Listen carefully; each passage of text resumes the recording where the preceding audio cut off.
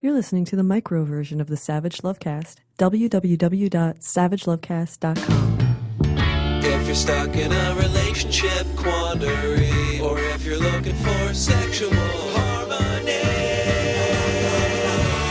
well, there's nothing you can't ask on the Savage Lovecast. I hate bachelor and bachelorette parties. That's not new. That's not news. Anytime bachelor and bachelorette parties come up in the context of a question here on the Savage Lovecast, I go off on how much I hate them because of what they symbolize. And what they symbolize is marriage is the end of fun. You're about to get married, so this is your last chance to get a lap dance, to go out and get drunk with your friends, and you gotta really go for it. This is the last night of your life, the last night of freedom.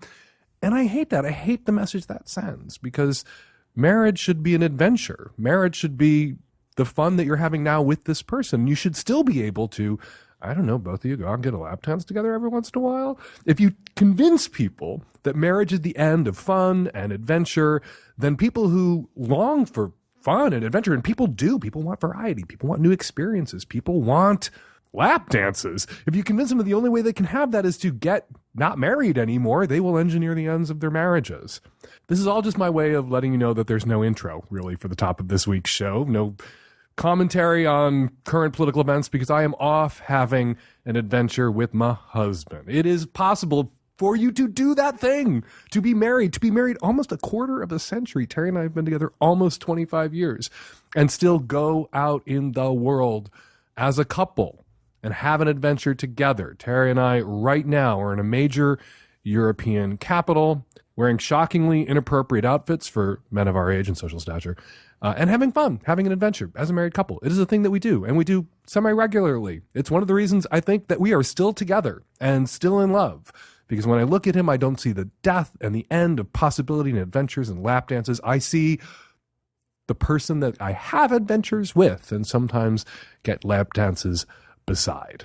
So if you are married, if you are coupled, if you are partnered, go have an adventure. That's what Terry and I are doing this week. It's why I'm not doing an intro at the top of this week's show about the latest outrages inflicted upon our democracy by the kakistocracy that's currently in control. So in preparation for you having an adventure with your partner, maybe listen to this week's show. Get some ideas about the possible kinds of adventures that you two could have together. And on this week's show, tons of your Q, lots of my A, and in the Magnum subscription, Savage Lovecast, that you can subscribe to at savagelovecast.com, comedian Amy Miller is here to tackle a few questions. All that coming up on today's show. This episode of the Savage Lovecast is brought to you by Casper, the online retailer of premium mattresses for a fraction of the cost. Save $50 toward a mattress purchase by going to casper.com/savagelove and entering the promo code SavageLove.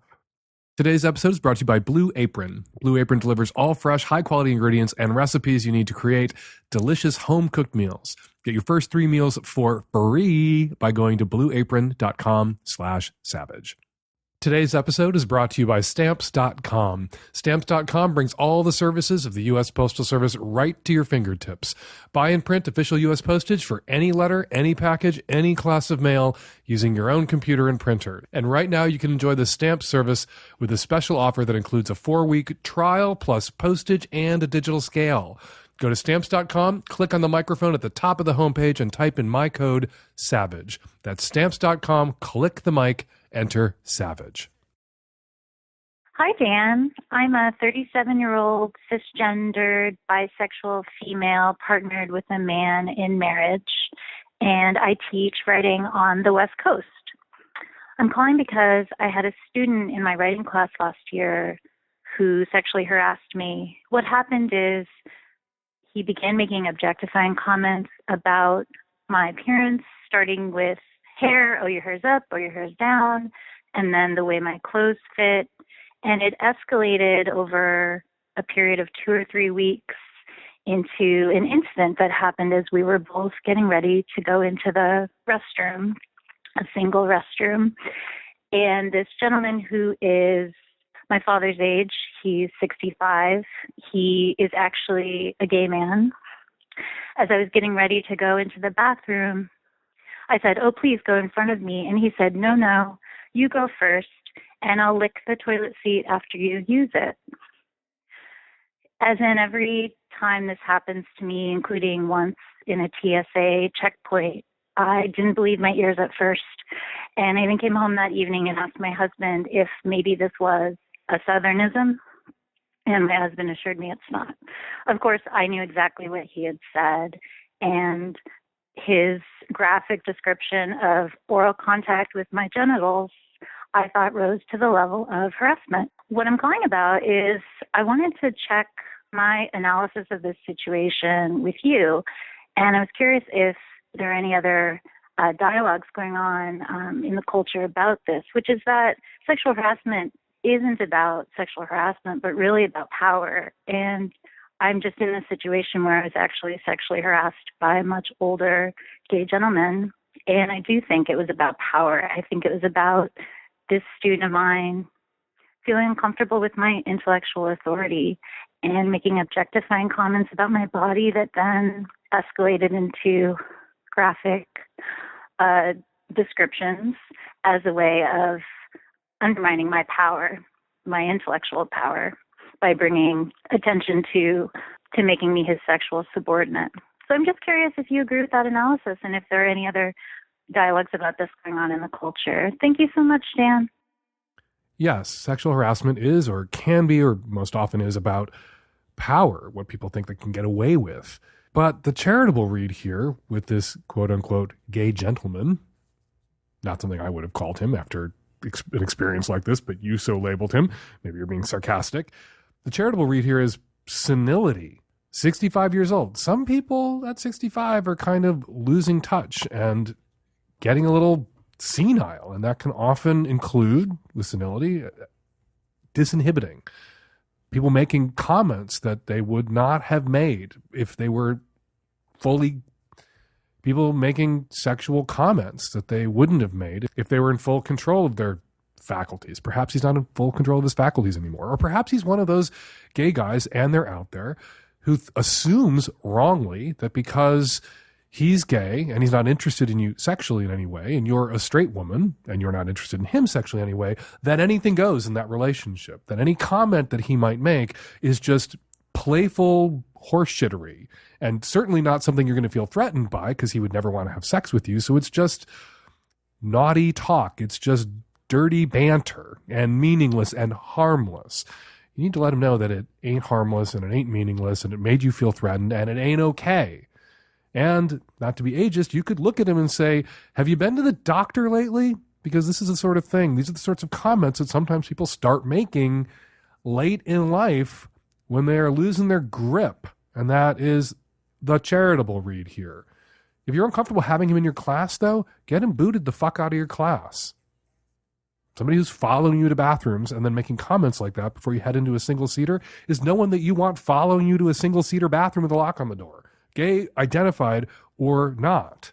You have some power in this situation. You have some institutional authority. You have the ability to boot this motherfucker from your class. Maybe that'll open his eyes to the inappropriateness of these kinds of comments, if indeed he's been engaged in this kind of quote-unquote harmless banter all his life. Or maybe it will inspire him to go see a fucking doctor if indeed there's some underlying medical issue at play here. But you don't have to take this from him or anyone. Go to whoever it is that runs the college level writing program, wherever it is that you work, speak to the person above you about removing this person from your class. You have an absolute right to do that. You ought to do that. There should be consequences for him. And you should feel safe in your classroom and be safe from this kind of harassment. Use the power that you have in this circumstance. You don't want to be looking over your shoulder to see if this creep is following you to the bathroom again, ever.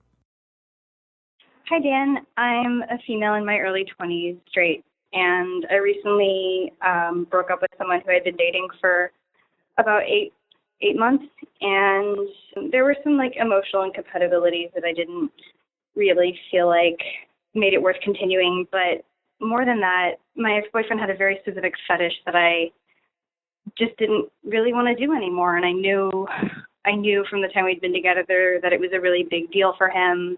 And that honestly, it was one of the only things that made him completely erect. And so it was we had to do it in order to even have enjoyable sex for me. And it was basically like human trafficking, like more than just kidnapping and gags and bondage, which can be really fun. But it was, it's really one of the only things that he wanted to do. And after we broke up, I let him know that I didn't really want to do that as much as he wanted to. And he chose to be very upset and damaged by that. And I don't want to feel like I shamed him. I just wanted to make it clear that, like, I didn't want to do that anymore. So I feel very weird that I've now maybe shamed someone into thinking that they have a problem, and that's not what I meant. I just meant that it wasn't compatible with me, which I think is a very reasonable thing to consider in a relationship. Anyway, but my question is, like, do I have any responsibility to, like, help this person feel less shamed, or do I just sort of need to let him go since we're not together and hope that he heals from it with someone who also wants to do that? He had a very specific and elaborate fantasy scenario kink with bondage elements. And you went there. You were completely good giving in game, and you gave it a go and realized in the end that this wasn't for you. And so a long-term relationship with him wasn't in the cards, particularly if he's so dependent on acting out this fantasy that he can't get an erection in any other way. And this wasn't something that you were willing to do every single time or able to do, nor was it reasonable of him to expect you to do every single time you had sex with him for the next 5 or 6 decades. Yeah, you guys weren't a match. You weren't sexually compatible, and you have a right to prioritize basic bedrock sexual compatibility when you're picking a romantic and sexually exclusive partner. So you're absolutely right to end the relationship, and within your rights to cite this as a reason that you two weren't good for each other. Now, his reaction that he feels shamed by you, do you have a responsibility to help him process that? Maybe if you like him on the way out the door, that could just be a retaliatory, sulky reaction on his part, or he could genuinely feel guilty. To find out from someone that for the last 8 months they've been having sex with you that squicked them out and they didn't enjoy because they were giving it a go, that can leave you feeling a little bit awful about your desires, about yourself, because you were doing this thing with them that they weren't enjoying, but they were giving it a go and they seemed to be enjoying it, and then you find out later they really weren't. That can leave you feeling shitty about your kinks. And you can tell him that there were some parts that you enjoyed, you just couldn't do only that forever. That's what was the tripwire for you that made you have to end this relationship, was that he was so dependent on it. And the more you played in this space, the more you explored this scenario with him, the less appealing it became over time. That doesn't mean you never enjoyed yourself at all.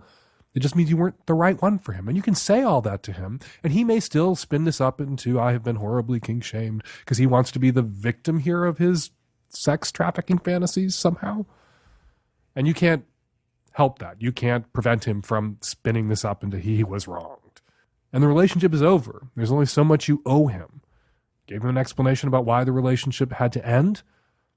And you can, although you're not obligated, to give him an explanation now that lets him off the kink shame hook. But it doesn't sound to me like you put him on the kink shame hook. Sounds like he put himself on the kink shame hook. You can say that to him too. Nothing to be ashamed about so long as you're doing these things with consenting adults who get off on them too. I thought I might have been that consenting adult. I gave it a go. I tried. Didn't work for me long term. So I'm out. Go find somebody that this works for long term. Someone whose arousal is as dependent on this fantasy as yours is. Find that person. They're the match. I'm not the match. That doesn't make anything shamey about your kink or this scenario. You have nothing to be ashamed of, so stop it. And I have nothing to be ashamed of. Sometimes people claim that they're being kink shamed to reverse double backflip kink shame the person kink shaming them. Sometimes people claim that they're being kink shamed in a reverse double backflip effort to kink shame the person who isn't actually kink shaming them. And that may be his game here. It's a complicated one. Good luck anyone out there who tries to diagram that last sentence. I salute you. But the relationship is over, and there's only so much you owe him. And helping him crawl off the kink hook shame he put himself on, that is above and beyond, that is extra credit, that is not something that you owe him. But you can, if you want, give that to him. This episode of the Savage Lovecast is brought to you by Casper, the online retailer of premium mattresses for a fraction of the cost. Casper is revolutionizing the mattress industry by cutting the cost of dealing with resellers and showrooms and passing those savings directly on to you. Casper's mattress is an obsessively engineered mattress at a very fair price. It's made of supportive memory foam for a sleep surface with just the right sink and just the right bounce. Plus, its breathable design sleeps cool to help you regulate your temperature through the night. And Casper mattresses are made in the USA. Terry and I, me and my husband, we sleep on a Casper mattress every night, and we just ordered a second one for our guest room, so we are genuine fans. Casper mattresses come delivered to your door in a compact box, and it's kind of magical to open it. It's like a genie mattress unfolding. You can buy it easily online and completely risk-free. Casper offers free delivery in the US, Canada, and now in the UK, and painless returns within a 100-day period, so you don't have to lie down in a showroom. You can save an additional $50 toward a mattress purchase by going to casper.com/savagelove and entering the promo code SavageLove. That's casper.com/savagelove and promo code SavageLove. Terms and conditions apply. Hi, Dan. I have a situation that I recently discovered that has totally unnerved me. To give you a little background, I'm 48, my boyfriend's 49, and we've been together just over a year and a half, living together for the past year. Things have been great between us. I consider this probably one of the best relationships I've ever had. We're both GGG. I was curious about pegging, which he enthusiastically agreed to, and he was into waterworks, which I agreed to. On our computer, we have a separate sign-on for us to download porn and images that are just for us. We both access this occasionally. And this past weekend, he was out of town for a couple of days, and so I got on the site, and we've had some computer crashing issues, and so he's had to restore the computer a couple of times. Well, apparently this last time that he did that, it went back to a former version that I've never seen before. And so I found photographs that he had taken of himself where he was posed, that he inserted into memes that he had made of himself, and his ex-wife and his ex-girlfriend where they're bathed in or eating shit. He also downloaded lots of pictures of women bathed in shit, people shitting, just all around shit. He added paragraphs about how our slut wives love to eat our shit, and about how he and his ex were your perverted satanic friends. There's also memes where he's talking to this, like, Leave It to Beaver-looking family about how religion's bad and that shit-eating and fucking are great. There were hundreds of these. The photos stop a couple months after we started dating, and I've never seen this side of him or heard him mention this, but he spent a tremendous amount of time and effort and energy to make all of these, and so I have to believe that it's something he may want to do eventually. I know myself, and there's no way in hell that I will ever practice this. So my question and my dilemma is this something that could have possibly been a phase, or is there a chance that he could spring this on me in the future? We do have plans of getting married in a couple of years, and like I said, our relationship has been great. We've discussed being monogamous because we both stated that's kind of what we practice, and we haven't ever felt the need to step outside because we're open to each other's desires. But this is a line I know I will never cross. I don't want to lose him, but I'm worried that I may not be the right woman for him after all if this is something that he's into. So if you have any advice that you can give me, I would appreciate it. Yeah, no one is really shit curious. Nobody's like, shit, I don't know, maybe. And let's give that a try and make thousands of images and take lots of pictures of ourselves bathed in and eating each other's shit. People who get into shit tend to be shit certain. They know that that's what they want. They know that that's their thing. And the internet exists to bring these people together. The internet exists in part, thank you, Al Gore, to skim the shit people off the top of the dating pond. You know, it used to be that people with really extreme fetishes, people who are into shit, people who are into extreme S&M, people who are into necrophilia, kind of had to spring that on unwitting partners or be with people that they never fully revealed themselves to sexually and seek those experiences outside the relationship because they could never risk the reveal, because there are some kinks that are, to borrow Prudy Emeritus, Emily Yopi's phrase, libido killers. Just knowing that your partner is into this can be a libido killer for the person who doesn't share the kink. And shit, for a lot of people, is that kind of libido killing kink, even if they're not asking you to act upon it, knowing that somebody is into that. And that's a stigma, and perhaps that's sex shamey and kink shamey. On the flip side, though, what arouses someone with this kind of kink is the massive transgression it represents, the feelings of revulsion that it elicits in most people who don't share this kink, don't share this fetish. So you can't have the arousal that is grounded in the transgressiveness and the revulsion most will experience and then not have a little bit of the kink shame or the stigma or the libido killing effect on others who don't share your kink. Those things are welded together.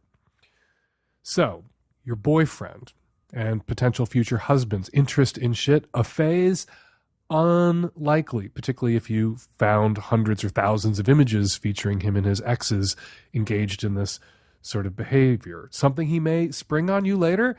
Yeah, maybe. So this shared computer where you found these images, you didn't hack it. You say it's a shared computer where you stumbled over these images. I think you have a right to ask him about what you've discovered. You can't unknow what you now know.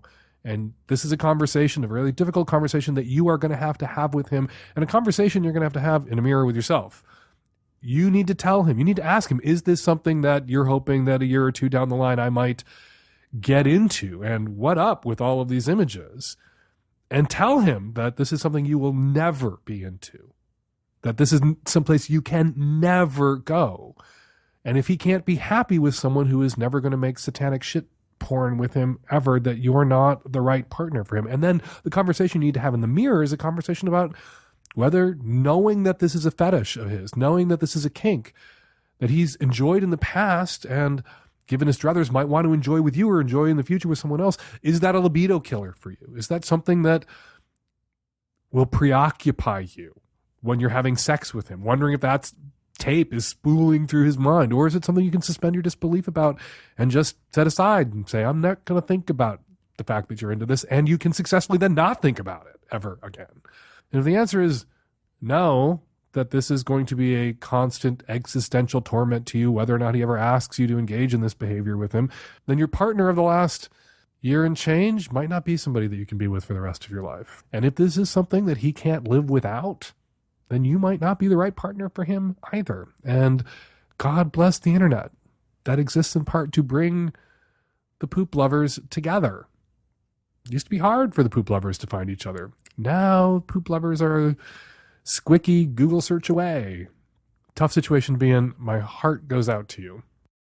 Blue Apron is the #1 fresh ingredient and recipe delivery service in the country. They make incredible home cooking accessible to everyone, even people like me who aren't that handy in the kitchen or didn't used to be. Blue Apron achieves this by supporting a more sustainable food system, setting the highest standards for ingredients, and building a community of home chefs. For less than $10 per person per meal, Blue Apron delivers seasonal recipes along with pre-portioned ingredients so you can make delicious home-cooked meals.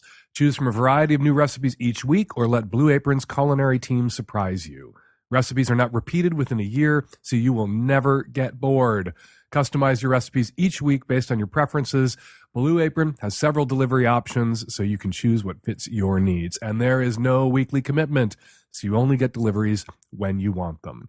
Here are a couple of items on the menu coming up. Fennel-spiced steaks with garlic roasted potato and green bean salad, and skillet vegetable chili with cornmeal and cheddar drop biscuits. Check out this week's menu and get your first 3 meals for free with free shipping by going to blueapron.com/savage. You will love how good it feels and tastes to create incredible home-cooked meals with Blue Apron, so do not wait. We are talking free food here, free meals. That's blueapron.com/savage for those first 3 meals for free. Blue Apron, a better way to cook. Hi, Dan. I'm a 25-year-old, and my question concerning my 20-year-old brother. Basically, 2 days before Thanksgiving last year, my mom kind of coerced my brother into coming out to her. And I say coerced because if she has an inkling of anything that you're keeping from her, she will force you to tell her. So after she kind of explained that he begrudgingly confessed that he was gay, he told her that he would prefer that she not tell anyone, especially my dad, and, kind of keep it between the two of them. So, of course, my mom immediately tells my dad, and then 2 days later on Thanksgiving tells me. And, none of us could care less. We love him. It doesn't matter to me at all that he's gay.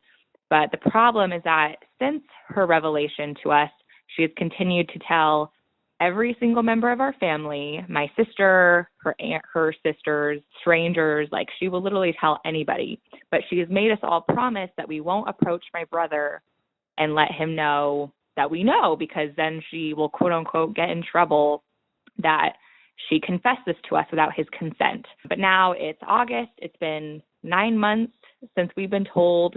I've kind of strategically put myself alone with my brother on occasion, just trying to, see if maybe he'll open up to me, and nothing. So at this point, I'm wondering, Dan, is it better for me to just come out with it and say, I know, it doesn't matter, I love you, and kind of get on with our lives?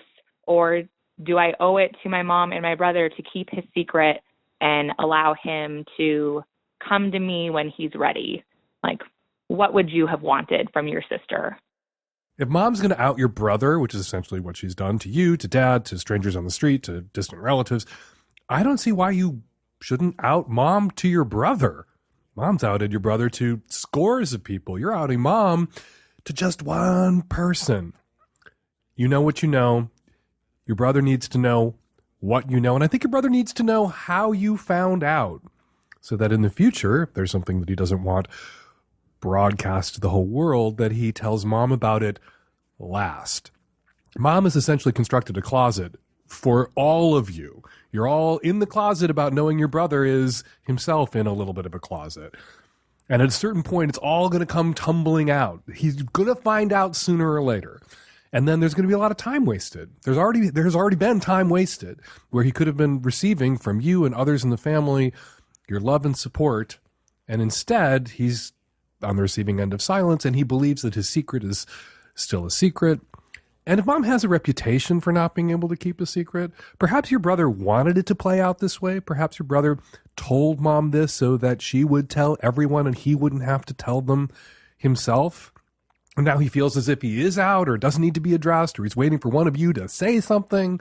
So yeah, go ahead and say something. You know what you know, and your brother needs to know how you found it out. Going to the post office can be such a drag. Lines are long. It's always out of the way. And if your post office where you live is anything like my post office where I live, it doesn't smell very good in there. Thankfully, you can avoid the hassle and stank of the post office and instead mail everything from postcards to envelopes to packages, domestic or international, with Stamps.com.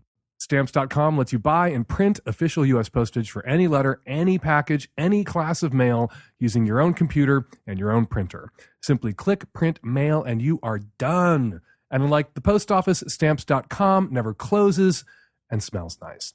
Print postage for letters or packages at your convenience 24/7. Plus, they'll send you a digital scale that automatically calculates exact postage and help you decide the best class of mail based on your needs. You can even get discounts you cannot get at the post office. Stamps.com brings all the services of the U.S. Postal Service right to your fingertips. And right now, you too can enjoy the Stamps.com service with a special offer that includes a 4-week trial plus postage and a digital scale without long-term commitments. Just go to Stamps.com, click on the microphone at the top of the homepage, and type in Savage. That's Stamps.com, enter Savage. Stamps.com. Never, ever go to the post office again. Hi, Dan, and the tech-savvy at-risk youth. I'm a 24-year-old cis straight girl in Washington, D.C. I've recently ended my second relationship in a row with someone who is generous, steadfast, intelligent, and cute, and someone who really loved me deeply. The first guy lasted 1.5 years, although perhaps 8 months in I had lost my feelings and attraction for him. We eventually stopped having sex altogether, and I couldn't bring myself to end things because he hadn't done anything quote-unquote wrong. But when I booked a job on the road for 6 months, I was able to dump him. But right before I left for that work trip, I met another wonderful man, and we stayed together through my travels, through him moving to my city, and until now, only 7 months later. I just ended things because despite him also being the most giving partner imaginable, he didn't excite me. So this pattern begs the question, can I be happy with the kind of person that I wish to be happy with, someone who's mature and communicative and sweet? I'm genuinely worried that I've thrown away too many awesome people in the name of some mythical man or in the name of some passionate, hypothetical feelings. I know that people do fall in love in a grandiose way, that people enjoy and laugh and fuck to no end with their partners, and I want that in addition to the tender communication that my ex is offered. What do I do with the potential realization that I don't go for the nice guys, so to speak? I know I'm young and I have many more experiences ahead of me, but I guess I just want to know if there's something that I can work on personally as I move forward. It also stands to note that my tendency is to have a new guy queued up when I break up with someone, although that is not the case this time. There are people out there who aren't cut out for, don't want, but are convinced they should want and try then to have long-term relationships. There are people out there who sexual romantic interest is temporary and not something that they can sustain over the long haul. And they lose interest in someone once they've landed them. Maybe you're one of those people. Or maybe these guys who were nice on paper and perfect for you on paper in all of these ways weren't really the guys who are perfect for you. Maybe you haven't met the guy who's perfect for you. Maybe you're picking guys to date and looking at them and saying they're perfect for all of these reasons, but they're not your reasons. They're reasons that were pounded into your head by family or church or the culture. They're the guys that you are convinced you're supposed to want, but not actually the guys you do want. And perhaps you need to break out of the pattern and date different types of guys. Date guys and fuck guys who aren't the guys who meet all of these perhaps arbitrary, perhaps not your criteria. And see if one of them doesn't click and click long term and sustain your sexual interest over time. But if you do that, if you date more broadly, if you open up your heart and your legs to different types of guys, and this pattern sustains itself over time, well, then you're a short-term relationship type. And that's not a terrible thing to be, so long as you're not misrepresenting to yourself, so long as you're not lying to guys about there being any long, multi-decade term prospects with you. You can date other guys who are similarly sexually and romantically situated. There are lots of people out there who don't want LTRs. Not all of them know it. So you see people getting into committed LTRs and having to blow them up, having to force the person to dump them or dumping that person, making commitments that they shouldn't have made over and over and over again because they never learn to accept or learn to recognize who they are romantically and sexually. But I think it is too soon to put that label on yourself. And it's not a dinged can damaged label. It's just as valid as somebody who's up for and seeking and able to make a long-term commitment and sustain sexual romantic interest in someone over the decades. It's only a problem when people don't know themselves and aren't honest with themselves about who they are and what they want, and then wind up hurting people, person after person after person after person, because they are convinced that they should want and therefore are going to continue to make serious commitments, long-term commitments, when they're incapable of honoring or keeping them. And because they're not actually what they want, but they won't admit that to themselves because a good person wants a long-term relationship. And I want to be a good person. So I'm going to keep striving for this thing that I keep proving to myself and others over and over and over again that I am bad at. But like I said, too soon to put that label on yourself. Break out of this pattern. You talk about these two guys and they sound very similar, these guys, and they meet these standards, your criteria. I would challenge you on whether the criteria you are employing right now is your criteria or your mom's criteria or Cosmo's criteria or Vogue's criteria or the media's criteria or your church's criteria and not actually yours. Who are the guys you masturbate about? What unspools in your head when you masturbate? Are they these guys or is it a totally different type of guy? Things to think about. Good luck. Hi, Dan. I'm a 29-year-old straight female, and I've been in a monogamous relationship with my boyfriend for 2 years now.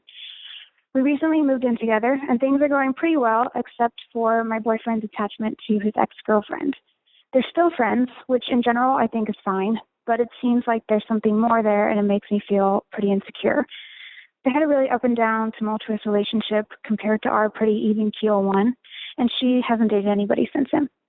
He's still close to her family and is always going to her brother's comedy shows, and her mom sends him gardening tips and books and things like that. They also know I exist, and I attend a lot of these outings as well, and I'm always very friendly whenever we're around his ex or her family. But a couple weeks ago, my insecurity got the best of me, and I looked through his text thread with her, and I know your feelings about that. but I did do it. And though I didn't find anything super incriminating, their conversations are a little too intimate and flirty for what I would have liked between him and his ex. She lives right near where he rides bikes on Thursdays, and they have a running joke that he uses her place as a locker room, and he showers there and leaves clothes there so he can go there after his bike rides, which I didn't know about. On some days when he'd kiss me goodbye to go on a run in the morning, he'd run to the farmer's market where she works so they could get breakfast together. She also sent him a lot of pictures of scenery on her bike rides, which is a pastime they share together that I don't. And there's just a lot of flirty conversations back and forth almost on a daily basis. I know he's not sleeping with her, and he's explained their friendship to me over and over, but I still just can't seem to shake the bad feeling I have around it. It also bothers me that he knows it bothers me and still doesn't tone it down. If they really are just friends, then what is he doing? Does he just like the attention? Is he keeping her on some sort of back burner? Is it just my insecurity speaking?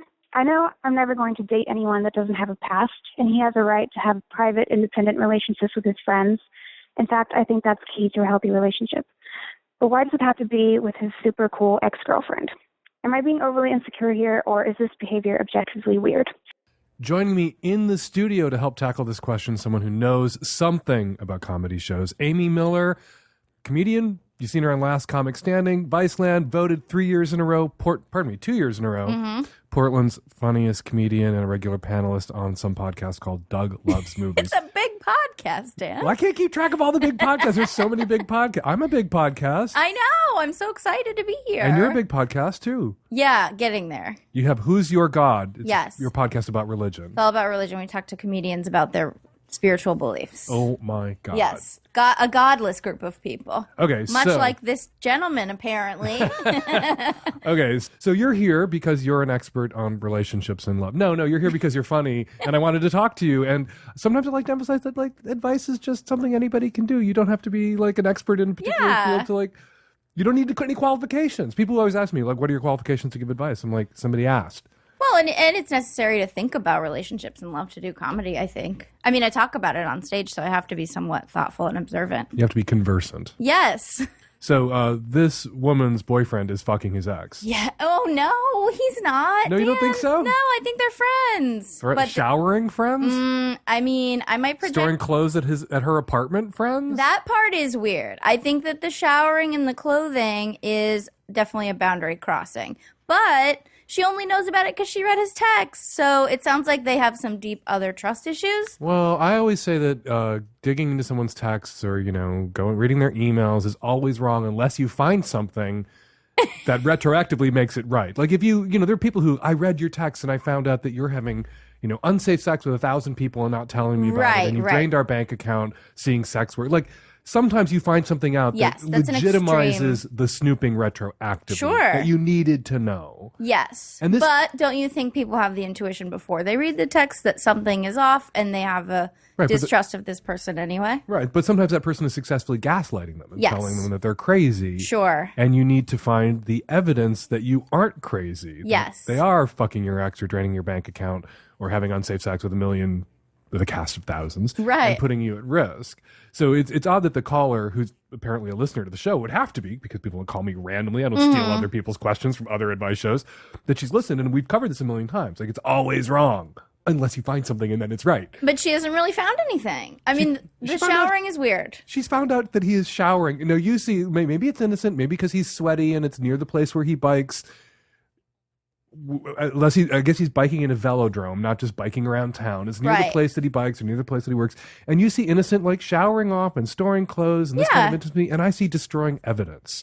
I see him showering the other woman's pussy stank off his dick before he goes home to his girlfriend. Well, let's give the other lady a little bit of credit, because maybe she's not even interested in fucking her ex anymore. I take this a little personally because I'm friends with all my exes, Dan. I'm friends with my exes too. I think it's always a great sign when someone's a friend with their ex. I love my exes. But there's friends with your ex and they're showering with your ex. That is weird, and that's not something that I would do without telling my boyfriend. I just wouldn't do it. I respect that relationship. But I bet if he dug into my texts with some of my exes, they could be construed as flirty. Mm-hmm. That's just we're close friends and we love each other. And those are valuable relationships to me. And sometimes, flirting with exes, it's not so much about flirting, it's about being nostalgic for the relationship you used to have. Yeah, it's familiarity. Yeah. And sometimes people misinterpret convos that they uncover with exes as flirty or incriminating when they're actually just wistful or nostalgic, an acknowledgement of what you used to mean to each other, and sometimes a playful invocation of the sex that you had, the intimacy that you once shared. Yeah, and that's a way that you're used to communicating already, so it's a really natural progression. But if they're sending each other pictures of their assholes, there's a problem.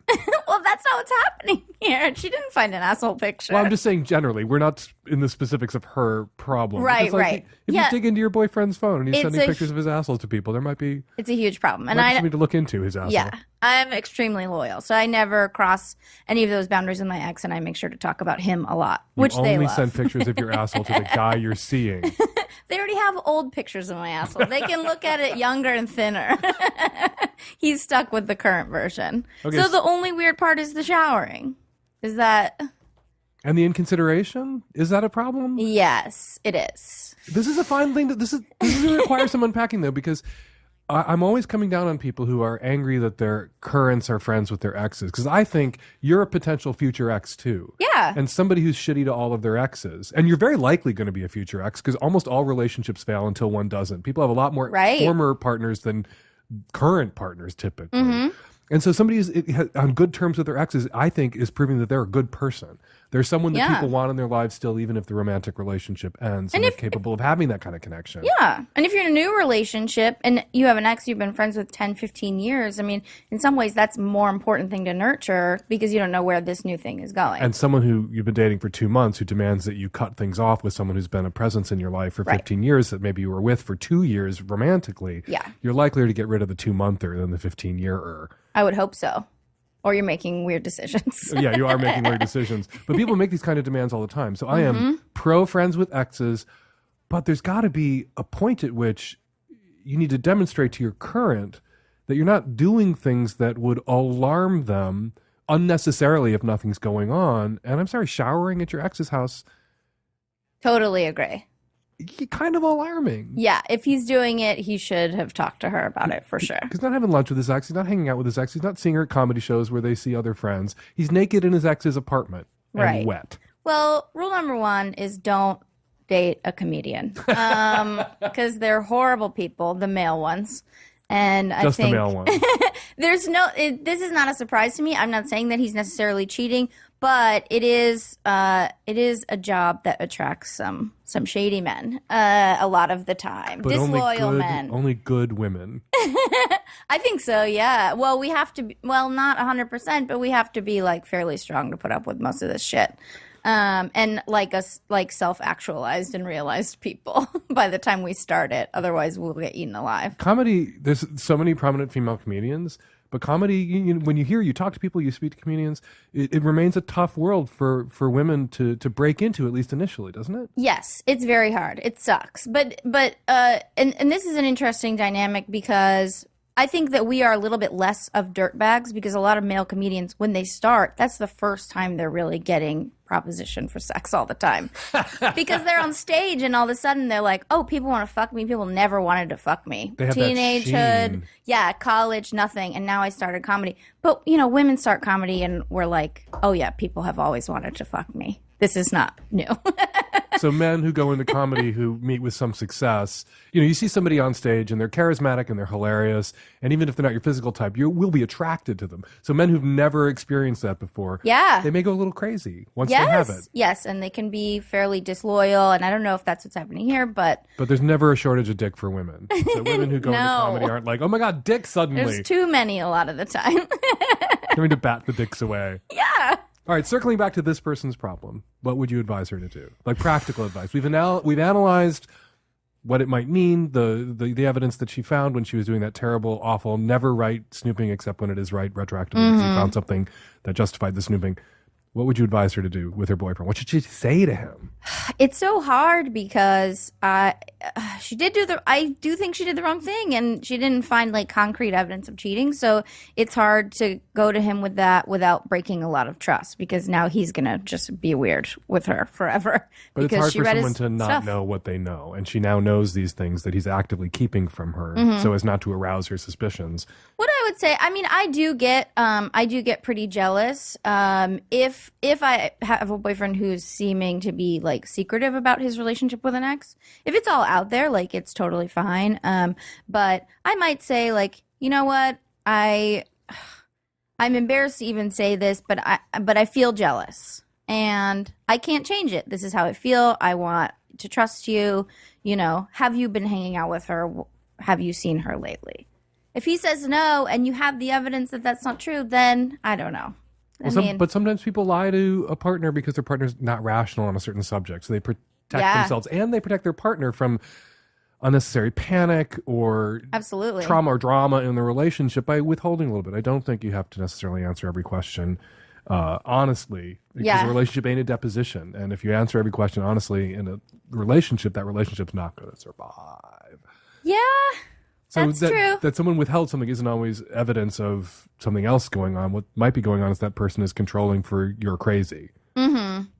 Well, if he has to do a lot of controlling for her crazy, then it sounds like it might not be working anyway. If she's crazy. We're not saying you're crazy, caller. No, we're not saying that you're crazy at all. We're on to hypothetical people and examples and not necessarily. Yes, but if that were hypothetically the situation where she asks him and he says, no, I haven't hung out with her, I haven't seen her at all, and he's been going to her house to shower, then...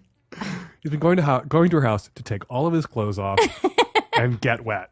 Then either he's hiding something or he is, doing some damage control, which I think is a sign of a greater issue. It would be interesting to get him on the phone because I'm not saying this is the case, caller, but, some people always minimize their own shit. Mm-hmm. Like, she might be like, I'm fine with this relationship. I don't have a problem with it. Like, why is he withholding this? So we get him on the phone and he's like, every time her name comes up, she doesn't speak for 2 hours. She locks herself in the bathroom and cries. We have these explosive fights. Like, she could be omitting a lot of context that might speak to why he minimizes or has hidden this stuff. But if you're not doing that, caller, if you are sort of open to this relationship and open to your current boyfriend being friends with his exes and he's doing all this shit, you know what you know, you're going to have to talk to him about it. Is your advice that she tells him she read the text? Yeah. Also, don't date comedians. This is the big... was the boyfriend a comedian? I thought they were friends with comedians. Here's the thing. Don't date people who are friends with comedians. Don't date people who have comedians on their podcast. I thought the boyfriend was a comedian, but I might have heard that wrong. It was so long ago that we listened to the call. Come to our shows, for sure. Come to our shows. Just don't touch us with your genitals. If he's going to a lot of comedy shows and he's not a comedian yet, he probably wants to be one, and that's the worst kind of dude. How old are you? 36. And how long have you been doing comedy? 6 years. How did you get into comedy at 30? What persuaded you? Had a little bit of an emotional breakdown.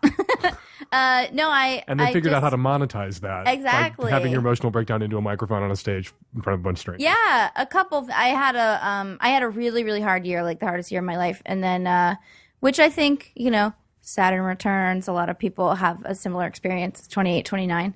And then I was really, had really bad stage fright that I wanted to conquer. So I just dove right in and fixed all of it. Not that it's all fixed. But, well, I channel it. You're great and you're hilarious. Thanks. And it was really fun to have you. I hope you'll come back. I would love to. It was fun to bat these questions around with you. Amy Miller, go to amymillercomedy.com to see some of her videos and to check out your upcoming tour dates. And follow Amy Miller on Twitter at Amy Miller. She is hilarious. Thank you. Thanks, Dan. Amy Miller was able to stick around for a couple more questions. You will find those on the Magnum subscription edition of the Savage Lovecast. Go to savagelovecast.com to subscribe, support the Lovecast, and get some more Amy Miller. This message is for episode 567. I had to stop the podcast so I could leave this message. I hope that it gets to this girl that was giggling really hard about being 20 and having affairs with someone with a great penis. As someone on the receiving end of being madly in love with someone for 2.5 years and it not being reciprocated, I just recently had my heart ripped out of my chest and was told that he was basically just kind of using me the whole time because I was a good lay. So I don't think that that is a good thing to do, and it's really hard for me to not want to insult this person because she kind of sounds evil and just kind of laughs a lot, but maybe that's just a sign of her age. Don't do that to a person. It's really, really cruel.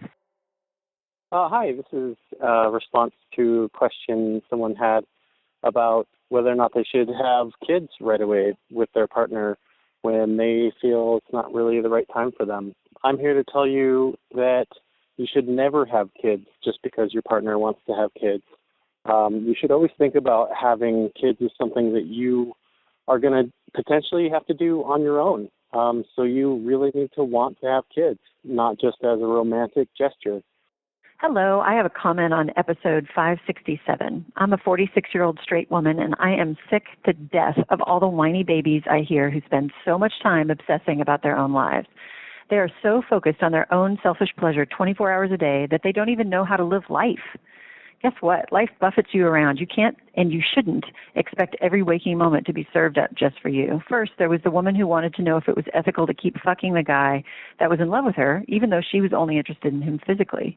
For crying out loud, girl, of course it's not ethical. Take a second and think about someone besides yourself. Then there was the idiot who was in love with a woman and that wants to have kids with him, but he couldn't move up his kid timeline by a few years. What in the world are you clinging to? Do you think having children is a death sentence or something? Do you absolutely need to have that one more night out with the guys in your early 30s and there's just no way that you can't have that experience? It's ridiculous. Life is a continuum, and there are phases that you'll go through in your life. Each one of them has its own set of pleasures and difficulties. Some of us have a long young adult phase, others don't. But just because you're 40 or you have kids doesn't mean you can't do young adult things. Just get a goddamn babysitter. Maybe you can't drop everything at a moment's notice, but big deal. Why does it have to be about you all the time? What exactly is it that you're going to do in the next 2 to 3 years that you can't possibly do at any other point in your life, and you will just go to your grave regretting it if you don't do it right now? Live your life, love your girlfriend, marry her, have kids, claim some time to do the things that you want to do, and don't be such a selfish asshole. And we're going to leave it there. Quick program note, the Savage Lovecast presents Dan Savage and psychotherapist and best-selling author Esther Perel, October 12th at the Egyptian Theater in Seattle and October 13th at the Orpheum Theater in Vancouver, British Columbia. Esther and I will be answering your questions live. Esther will be signing copies of her new book, State of Affairs, Rethinking Infidelity, and of course, we will be talking at length about her new book and about her work. Go to www.savagelovecast.com for more info and to get tickets to both shows. Again, October 12th at the Egyptian in Seattle, October 13th in Vancouver, British Columbia. All right, 206-302-2064 is the number here at the Savage Lovecast. If you'd like to record a question or a comment for a future show, give us a buzz, 206-302-2064. This is your last chance to get a film in for Hump 2017. The deadline for submissions for this year's Hump is Friday, September 15th at 3 p.m. You've got a few days. We've had entries in past years that were made the night before the deadline. So it's not too late to bust out your film for Hump. Go to humpfilmfest.com/submit for all the information you need about making and submitting a film for Hump. Follow me on Twitter at FakeDanSavage. Follow Amy Miller on Twitter at Amy Miller. The Savage Lovecast is produced every week by Nancy Hartunian and me and the tech-savvy at-risk youth and Nancy, who will all be back at you next week with another installment on the Savage Lovecast. Thanks for downloading.